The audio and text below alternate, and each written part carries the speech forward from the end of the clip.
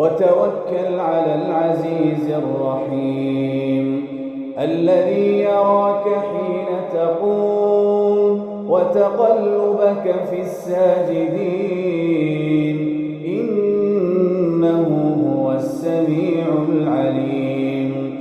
هل أنبئكم على من تنزل الشياطين؟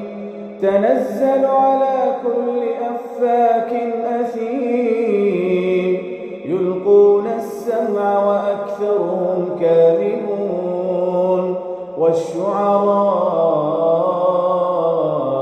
يتبعهم الغاوون.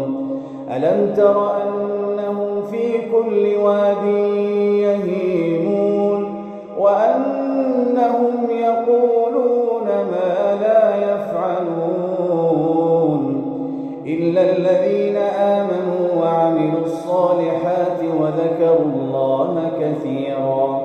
وذكروا الله كثيرا وانتصروا من بعد ما ظلموا وسيعلم الذين ظلموا